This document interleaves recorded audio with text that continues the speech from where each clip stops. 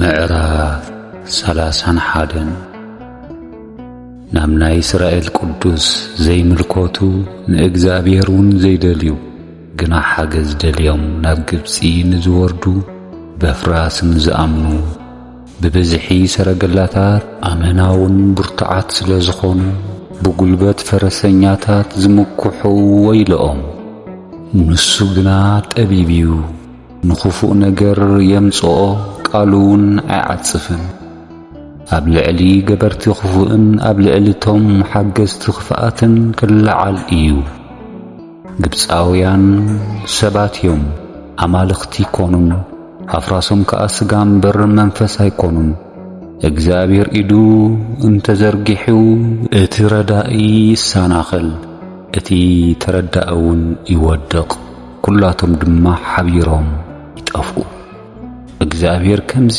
በለኒ አንበሳን ሽደን አንበሳን ብጉዳዩ ክጓዝም ብዙሓት ጓሶ እኳ ተጸዋዊዖም እንተመጽዎ ብድምጾም ከም ዘይስንብድ ዋጭዋጭ ብምባሎም ከም ዘይፈርሕን ከምኡ ኸኣ ጐይታ ሰራዊት እግዚአብሔር ኣብ እምባ ጽዮንን ኣብ ኮረብታኣን ምእንቲ ክዋጋእ ክወርድ እዩ ከምተን ዝነፍራ ኣዕዋፍ ጐይታ ሰራዊት እግዚአብሔር ከኣ ንኢየሩሳሌም ክዕቁባ እዩ እወ ክዕቁባን ከናግፋን ክከላኸለላን ከድሕናን እየ ኣቱም ደቂ እስራኤል ናብቲ ካብኡ እምብዛ ዝረሓቅኩሞ ተመለሱ በታ መዓልቲ እቲኣ ነፍሲ ወከፍኩም ነቶም ኣእዳውኩም ንምሕጠይ ዝሰርሖኦም ጣዖታት ብሩርን ወርቅን ክትድርግዩ ኢኹም እሞ ሽዑ ኣሶር ናይ ሰብ ዘይኮነ ሰይፊ ክወድቕ እዩ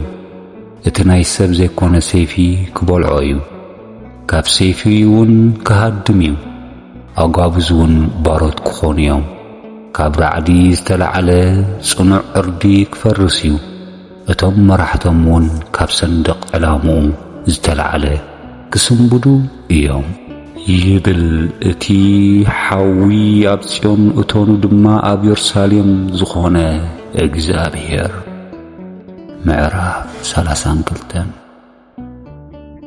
እነሆ ንጉሥ ብጽድቂ ይነግሥ መሳፍንቲ እውን ብፍትሒ ይገዝኡ ሰብ ድማ ካብ ንፋስ ከም መኸወሊ ካብ ንፋስ ኣውሎ ከም መጸግዒ ኣብ ደረቕ ምድሪ ከም ወሓዚ ማያት ኣብ ምድረ ኣጻምዕ ከም ጽላል ዓብዪ ከውሒ ክኸውን እዩ ዓይኒ ዝርእዩ ሰባት ኣይዕመትን ዝሰምዑ ኣእዛንውን ክሰምዑ እዮም ልቢ እቶም ዝንጓዓት ፍልጠት ከስተውዕል እዩ መልሓስ ኰርታዕውን ኣጽርዩ ክዛረብ እዩ ድሕሪ ደጊም ሰነፍ ክቡር ተባሂሉ ኣይጽዋዕን ስሱዕውን ለጋስ ኣይበሃልን እዩ ሰነፍ ስንፍና ይዛረብ ልቡ ዝንጉዕነት ምእንቲ ክፍጸም ኣብ ልዕሊ እግዚአብሔር ስሕተት ምእንቲ ክዛረብ ንጥሙይ ጥራሑ ምእንቲ ክገብር ንጽሙእ ድማ ዝስተ ምእንቲ ክኽልክል ሕሰም ይዛረብ ልቡ ኸኣ ክፍኣት ይሰርሕ ኣቕሓ ህሩፍ ክፍእት እያ ጽጉም ቁኑዕ ነገር ኣብ ዝናገረሉ ንሱ ብቓል ሓሶት ነቲ ድኻ ንምጥፋእ ክፉእ ሓሳብ ይሓስብ ክቡር ሰብ ግና ክቡር ሓሳብ ይሓስብ ኣብ ክቡር ነገር ከኣ ጸኒዑ ይነብር ኣትን ጥዒምክን ዘለኽን ኣንስቲ ተስኣሞ ድምፀይ ስምዓ ኣትን ግዲ ዘይብልክን ኣዋልድ ናብ ዘረባይ ኣድምጻ ኣትን ሕጂ ጥዒምክን ዘለኽን ኣንስቲ ድሕሪ ዓመትን ቁሩብ መዓልታትን ምቁራጽ ዘቢብን ምእራይ ፍረታትን ክጠፊእ እሞ ክትስንብዳ ኢኽን ኣትን ጥዒምክን ዘለኽን ኣንስቲ ደጊም ተረበሻ ኣትን ግዲ ዘይብልክን ኣዋልድ ረዓዳ ክዳንክን ቀንጥጣ እሞ ጥራሕኽን ኩና ኣብ ሕቖኽን ከኣ ወጮ ተዓጠቓ ስለቲ ልሙዕ ግራትን ስለቲ ፈራይ ኣታኽልቲ ወይንን ኣፍ ልብኽን ውቕዓ ኣብ ምድሪ ሕዝበይ ኣብታ ሕጉስቲ ኸተማ ዘለዋ ዝሕጐስላን ዝነበሩ ኣባይቲ እሾኹን ኳኺቶን ከበቈሉ እዩ እታ ኣዳራሹ ዑና ክትከውን እያ እታ ናይ ብዙሓት ሰባት ከተማውን ጸው ክትብል እያ ዕርድን ግንብን ከዓ ንሓዋሩ መዕንደሪ ኣድጊ በረኻን መዋፍሪ መጓስን ክኸውን እዩ እዚ ዝኸውን መንፈሱ ካብ ላዕሊ ክሳዕ ዘፍሰሰልና እቲ ምድረ በዳ ከም ፈራይ መሬት እቲ ልሙዕ መሬት ድማ ከም ዱር ክሳዕ ዝቝጸር እዩ ሽዑ ፍትሒ ኣብ ምድረ በዳ ክሰፍር ጽድቅውን ኣብ ልሙዕ መሬት ክነብር እዩ ናይ ጽድቂ ስራሕ ሰላም ናይ ጽድቂ ፍረ ድማ ንዘለኣለም ህድኣትን ምትእምማንን ክኸውን እዩ ህዝበይ ከዓ ሰላም ኣብ ዘለዎ ምሕደርን ኣብ ዘተኣማምን ኣባይትን ህድኣት ኣብ ዘለዎ ቦታታትን ዕረፍትን ክነብር እዩ ግናኸ በረድ ኣብ ልዕሊ ዱር ይወርድ እታ ከተማውን ፈጺማ ክትዋረድ እያ ኣቱም ንእጋር ብዕራይን ኣድግን እናኸብከብኩም ኣብ ጥቓ ዓይኒ ማያት እትዘርኡ ብሩኻት ኢኹም ምዕራፍ 33 ኣታ ከይጠፋእኻ እትጠፍእ ኣታ ከይተጠለምካ እትጠልም ወይለኻ ምጥፋእ ምስ ሓደግካ ክትጠፍእ ኢኻ ወንጀል ምስ ሓደግካ ክትውንጀል ኢኻ ኦ እግዚአብሔር መሓረና ንዓኻ ተስፋ ጌርና ኣለና ኣብ ዘጽባሕ ክልጽምና ብጊዜ መከራ ኸዓ ምድሓን ኩነና ህዝብታት ካብ ድምፂ ዋዕዋዕታ ዝተለዓለ ሃደሙ ብምትስኣኻውን ኣሕዛብ ተበተኑ ኣንበጣ ከም ዝእከብ ዝዘመትኩሞ ክእከብ እዩ ኩብኩብታ ከም ዝዘልል ሰባት ክዘልሉ እዮም እግዚአብሔር ኣብ ኣርያም ይነብር እሞ ልዕል ልዕል በለ ንጽዮን ብፍትሕን ብጽድቅን መላኣ ኣብ ዘመናትካ ህድኣትን ብዝሒ ምድሓንን ፍልጠትን ጥበብን ክኸውን እዩ ምፍራሕ እግዚአብሔር ድማ መዝገቡ እዩ እነሆ ጀጓንኦም ኣብ ደገ የእውይለዉ እቶም ናይ ሰላም ልኡኻት ከዓ ኣምሪሮም ይበኺለዉ ኣውራ መንገድታት ባዲሙ ሓላፊ መንገዲ ተሰኣነ ቃል ኪዳን ኣፍረሰ ከተማታት ነዓቐ ንሰብ ሓደ እኳ ከም ሰብ ኣይረኣዮን እታ ምድሪ በኸየት መንመነት ሊባኖስ ሓፍረትን ጸምለወትን ሳሮን ከም ምድረ በዳ ኮነ ባሳንን ቀሬምሎስን ድማ ቈጽሎም ረገፈ እግዚአብሔር ሕጂ ክትስእ ሕጂ ክኸብር ሕጂ ልዕል ልዕል ክብል ይብል ኣሎ ሓሰር ጠነስኩም ቡቕቡቕውን ወለድኩም እስትንፋስኩም ከዓ ዝበልዓኩም ሓዊ እዩ ህዝብታት ከምቲ ብሓዊ ዝነድድ ኖራ ክነዱ ከምቲ ተቋሪጹ ኣብ ሓዊ ሞኽ ዝብል ቈጥቋጥ እሾኽ ክኾኑ እዮም ኣቱም ኣብ ርሑቕ ዘለኹም ዝገበርኩምሞ ስምዑ ኣብ ቀረባ ዘለኹምውን ሓይለይ ፍለጡ ኣብ ጽዮን ዘለዉ ኃጢአተኛታት ፈሪሖም ኣለዉ ንኽፉኣት ሰባት ድማ ራዕዲ ሒዝዎም ኣሎ ካባናኸ ምስ ዝባላዕ ሓዊ ክነብር ዝኽእል መን እዩ ካባናኸ ምስቲ ናይ ዘለኣለም ባርዕ ክነብር ዝኽእል መን እዩ እቲ ብጽድቂ ዝነብር ቅንዕና ዝዛረብ ገንዘብ ዓመፃ ዘይደሊ ግቦ ዘይቅበል ኢዱ ዝእክብ ደም ፍሳስ ከይሰምዕ እዝኑ ዝዓጹ ክፉእ ከይርኢውን ኣዒንቱ ዝዕምት ንሱ ኣብ በሪኽ ቦታ ክነብር ጽኑዕ እምባታት ከዓ መጸጊዒኡ ክኸውን እንጀሩኡ ድማ ክረክብ እዩ ማይውን ኣይነጽፍን እዩ ኣዒንትኻ ነቲ ንጉስ ብጽባቒኡ ክርእዮ እየን ርሑቕ ንዘላ ሃገርውን ክምልከታየን ብልብኻ ድማ ጸሓፊ ኣብያሎ መዛንኸ ኣብያሎ ግንብታት ዝቖርጽ ኣብያሎ እናበለ ዘፍርሕ ነገር ይሓስብ ነቲ ጨካን ህዝቢ ነቲ ዘይርዳእ ቋንቋ ዝዛረብ ነቲ ዘይሰምዕ ኰርታዕ ዝመልሓሱ ህዝቢ ኣይትሪኦን ኢኻ ንጽዮን ነታ ናትና ኸተማ ተመልከታ ኣዒንትኻ ናይ ሰላም ምሕደሪ ነታ ዘይተዘናበለ ድንኳን መታኽላ ንሓዋሩ ዘይንቀል ኣውታራ ኸኣ ከቶ ዘይብተኽ ንዝኾነት ኢየሩሳሌም ክርአየን ኣብኣተንውን እግዚኣብሔር ሰፋዕቲ ወሓይዝን ቦታ መስኖን ኮይኑ ብግርሙኡ ምሳና ክኸውን እዩ ብመቕዘፍ ዝምራሕ መራኽብ ኣይኣትዋን ዓበይቲ መራኽብውን በኣኣ ኣይሓልፋን እየን ኣግማድ ለሓሊሑ ነቲ ደቀል ኣጽኒዑ ኣየትረሮን ነቲ ጋንጽላ ኣይጐተሮን ሽዑ ዘመተ ክኸውን እዩ ንሕናውን ብርቱዕ ምርኮ ክንቅበል ኢና ሓንካሳት እኳ ምርኮ ክማርኹ እዮም እግዚአብሔር ፈራዲና እግዚአብሔር ሓጋጊ ሕግና እዩ እግዚአብሔር ንጉሥና እሞ ንሱ ከድሕነና እዩ ካፍቶም ኣብኣ ዝነብሩስ ሓደ እኳ ሓሚመ ዝብል ኣይክህሉን እዩ ኣብኣ ንዝቕመጡ ሕዝቢ እውን በደሎም ይቕረ ክበሃለሎም እዩ ምዕራፍ 34 ኣቱም ኣሕዛብ ክትሰምዑ ቕረቡ ኣቱም ሕዝብታት ጽን በሉ ምድርን ኣብ ውሽጣ ዘሎ ኹሉን ዓለምን እቲ ኹሉ ካብኣ ዝወፅእን ይስማዕ ቁጣዓ እግዚአብሔር ኣብ ልዕሊ ኹሎም ኣሕዛብ መዓቱውን ኣብ ልዕሊ ኹሎም ሰራዊት እዩ ፈጺሙ ኸኣ ኸጥፍኦም እዩ ንመሕደሪውን ከወፍዮም እዩ እቶም ካብኣቶም ዝተቐትሉ ናብ ደገ ክድርበዮም ሬሳታቶም እውን ክጨኑ እዩ እምባታት ድማ ብደሞም ክርሕሱ እዮም ኩሎም ሰራዊት ሰማይ ክጠፉ እዮም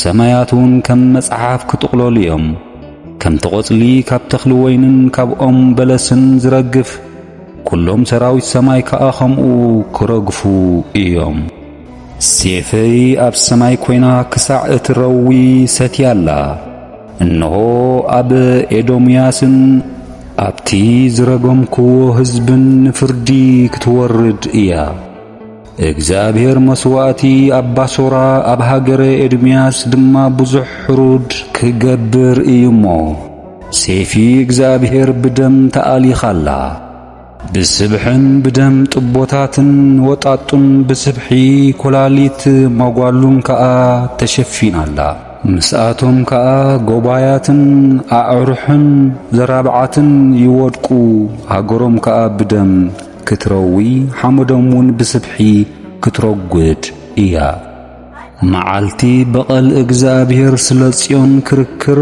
ዓመት ምፍዳይ ሕነ እዩ እሞ ወሓይዝ ኤዶምያስ ናብ ቅጥራን ሓመድ ከኣ ናብ ዲን ክልወጥ ምድራውን ነዳዲ ቅጥራንን ክኸውን እዩ ለይትን መዓልትን ከይጠፍእ ክነድድ እዩ ትካ ንዘለዓለም ክተክኽ እታ ሃገር ንውሉድ ወለዶ ክትባድም ንዘለዓለም ሓደ እኳ በኣኣ ኣይሓልፍን እዩ ሊሎን ኣባጉምባሕን ቅንፍዝን ናቶም ክገብርዎ ጉንጓን ኳኹን ክነብሩዋ እዮም ኣብ ልዕሊኦም እውን ናይ ምፍራስ ገመድ ናይ ጥፍኣት መለክዒ ትንቢን ክዝርግሓላ እዩ መሳፍንታ ናብ መንግሥቲ ይጽውዑ ግና ሓደ እኳ ኣይረኽባን ኲላቶም መሳፍንታ ኾንቱ ክኾኑ እዮም እሾኽ ኣብ ኣዳራሻታ ኣምዕን ኳኺተን ከኣ ኣብ ዕርድታታ ክበቁል እዩ ሰፈር ወኻሩን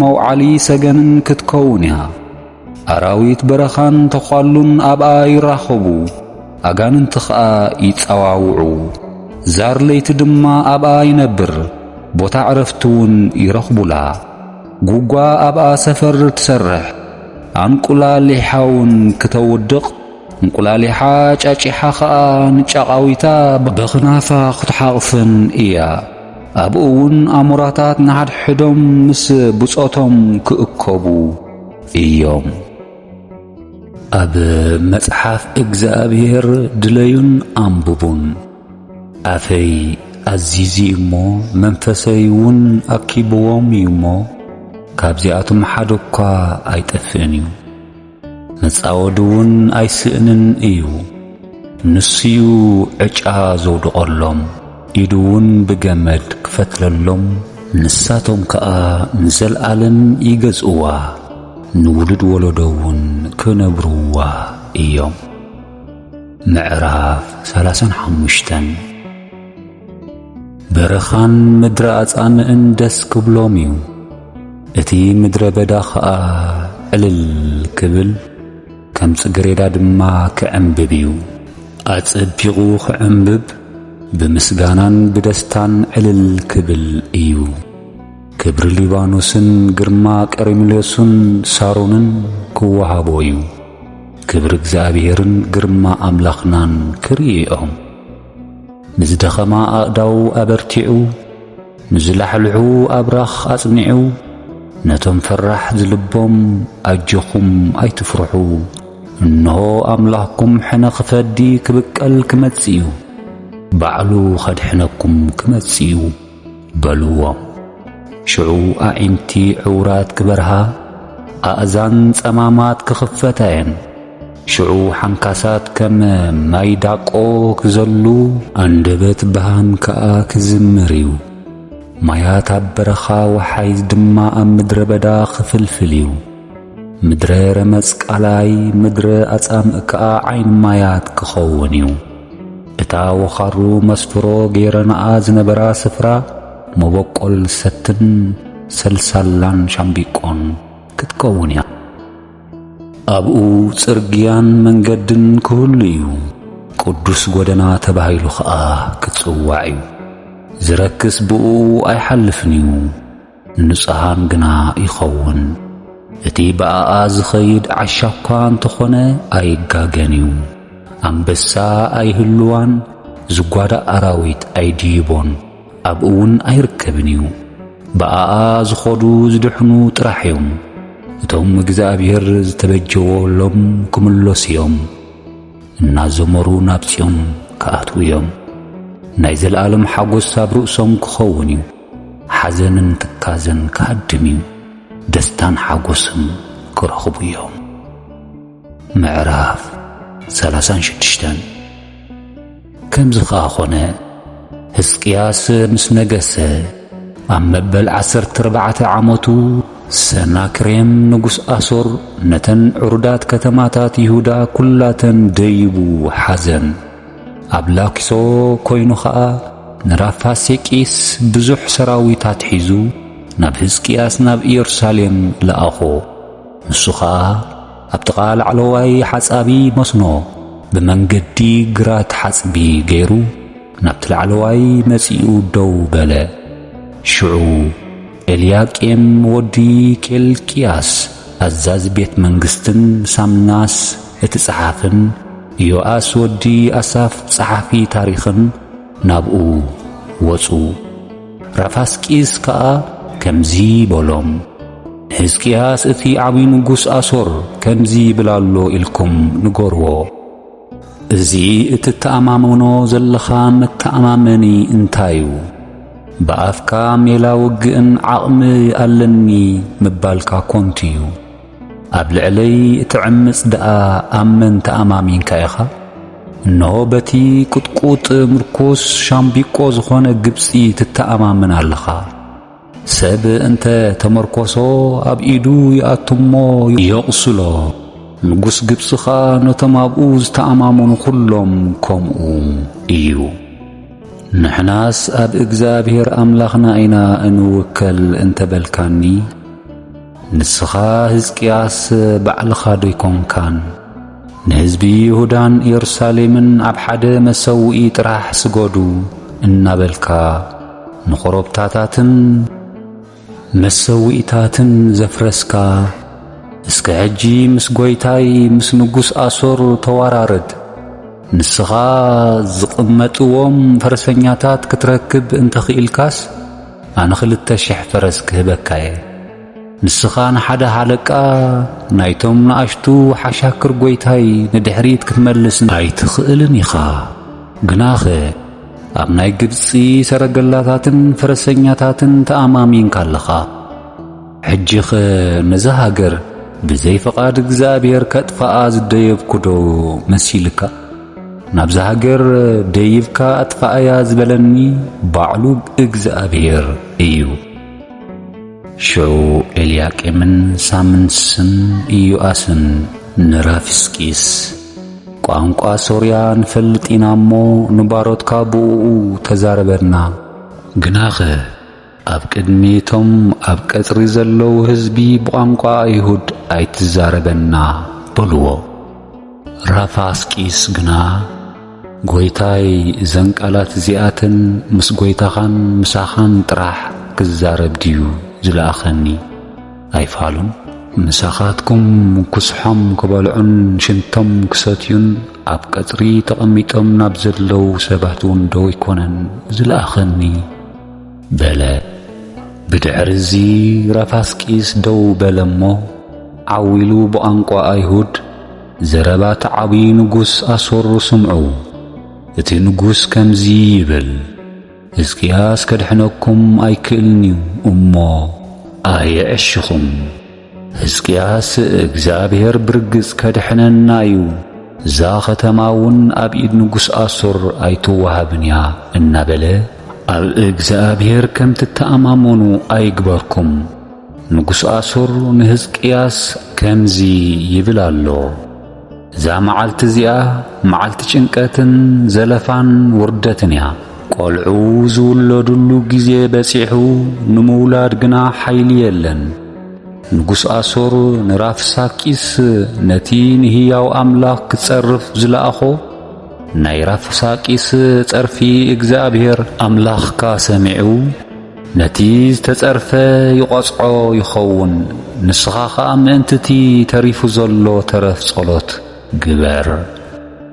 እቶም ኣገልገልቲ ንጉሥ ሕዝቅያስ ከኣ ናብ ኢሳይያስ ከዱ።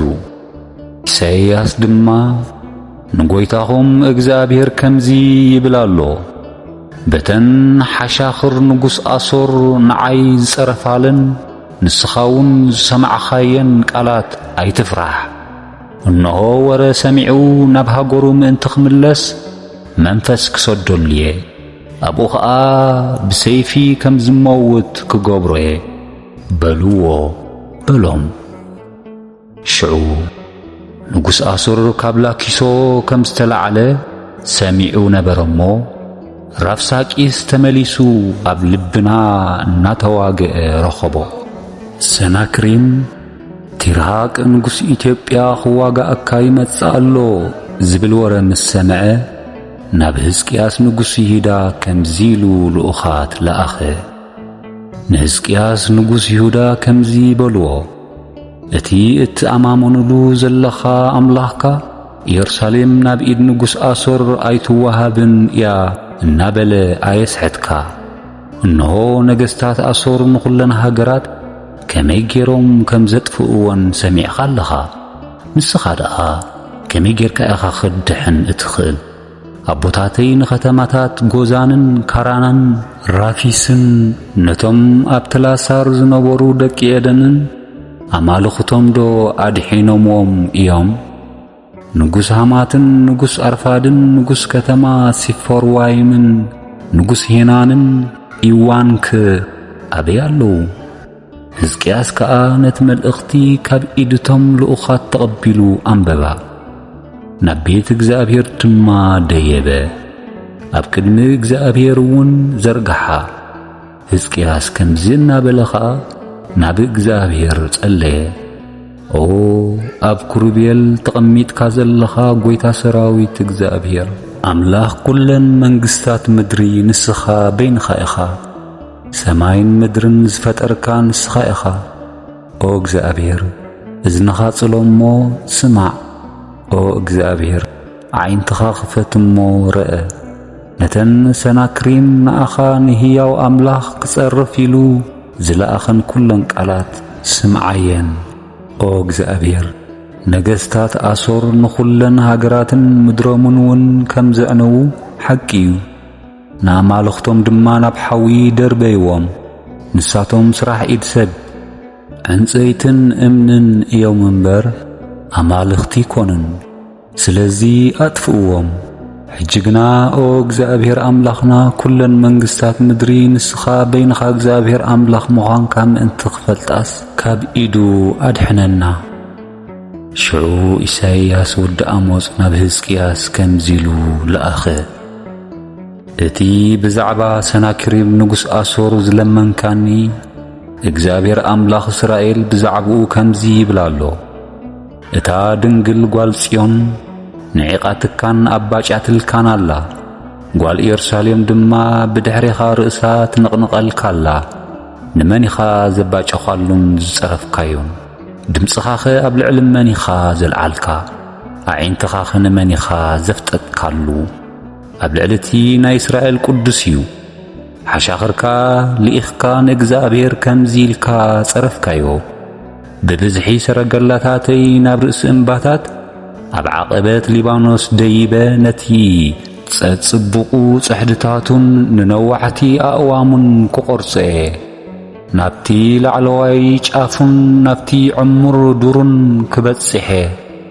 ኩዒተ ማይ ሰተኹ ብኸብዲ እግረይ ንኹሉ ሩባታት ግብፂ ከንጽፎየ እናበልካ ተጃሃርካ ነዚ ካብ ቀደም ከም ዘዳለኽዎ ካብ ጥንትኻ ከም ዝገበርክዎ ኣይሰማዕኻን ዲኻ ንስኻ ነተን ዕሩዳት ከተማታት ኣፍረስካ ኩምራ ዑናታት ክትገብረን ገበርኩኻ እቶም ኣብኣተን ዝነብሩ ደኸሙን ሰንቦዱን ተሃወኹን ከም ሳዕሪ በረኻን ከም ልሙዕ ቆጽልን ከም ሳዕሪ ነሓስን ከምቲ ከይበቆለ ዝሃጉግ ዘርእን ኮኑ ኣነ ግና መቕማጥካን ምውፃእኻን ምእታውካን ኣብ ልዕለይ ከም ዝተቖጥዓኻን እፈልጥ ቁጥዓኻን ድፍረትካን ኣብ እዝነይ ስለ ዝበጽሐ ኣብ ኣፍንጫኻ ሳንቃይ ኣብ ኣፍካ ድማ ልጓመይ ከእትየ በታ ዝመጻኻላ መንገዲ እውን ክመልሰካ እየ እዚ ኸኣ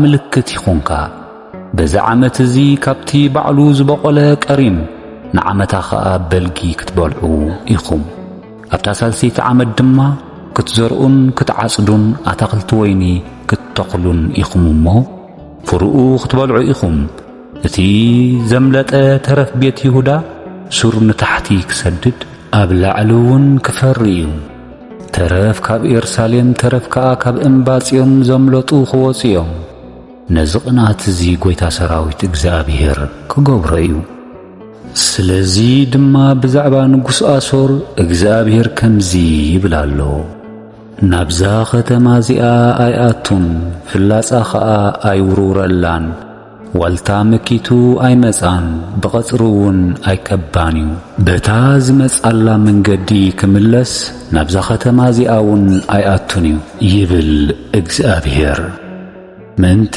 ርእሰይን ምእንቲ ዳዊት ባርያይን ኢለ ነዛ ኸተማ እዚኣ ንኸድሕና ክከላኸለላ እየ ይብል ኣሎ በሎ መልአኽ እግዚአብሔር ናብ ሰፈር አሶራውያን ከይዱ 185,000 ሰብኡት ቀተለ ንጽባሒቱ አንጊሆም ምስተስኡ እነሆ ኣብ ኩሉ ሬሳታት ጸንሕዎም ሰናክሬም ንጉሥ አሶር ድማ ስፍርኡ ሓዲጉ ከደ ናብ ነነዌ ተመሊሱ ኸኣ ተቐመጠ ኣብ ቤት ናስራኽ ኣምላኹ ክሰግድ እንከሎ ደቁ ኣድርማት ሌክን ሳራሳርን ብሴፊ ቀተልዎ ናብ ምድሪ ኣራራት ከኣ ሃደሙ ኤሳር ሃዶን ወዱ ድማ ተኪኡ ነገሰ ምዕራፍ 38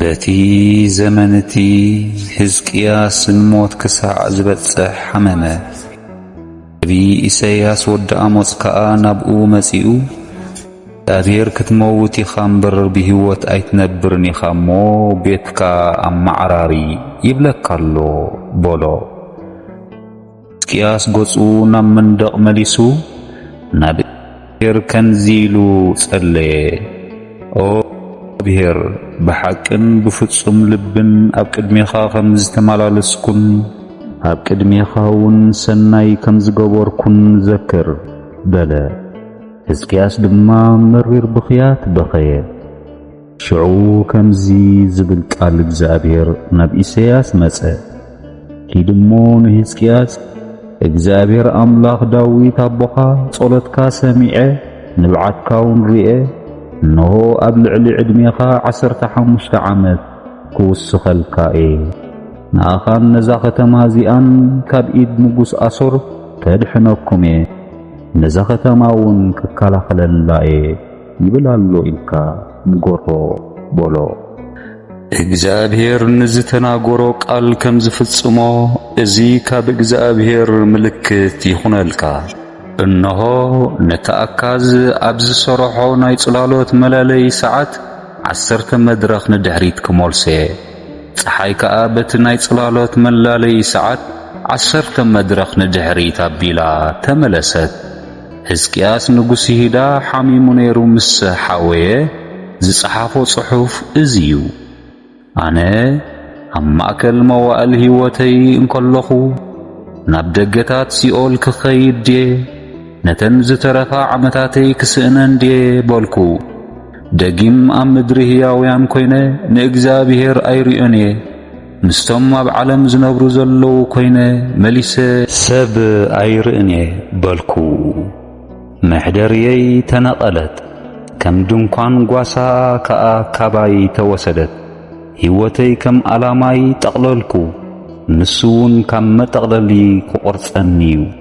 ካብ ንግሆ ክሳዕ ምሸት ክተጥፍኣኒ ኢኻ ክሳዕ ዝወግዕ ሓዲኤ ተጸበኹ ንሱ ግና ከም አንበሳ ንኹሉ ኣዕጽምተይ ሰባበሮ። ካብ ንግሆ ክሳዕ ምሸት ክተጥፍኣኒ ኢኻ ከም ለኻኺተን ከም ራዛን ጭቕጭቕ በልኩ ከም ርግቡን ቀዘምኩ። ዓይንተይ ናብ ላዕሊ ብምጥማት ደኸማ። ኦ እግዚአብሔር ይጭነቕ ኣለኹ እሞ ዋልታ ኹነኒ። እንታይ እሞ ክብል ንሱ ተዛሪብኒ ኣሎ ንሱ ኸኣ ገበሮ።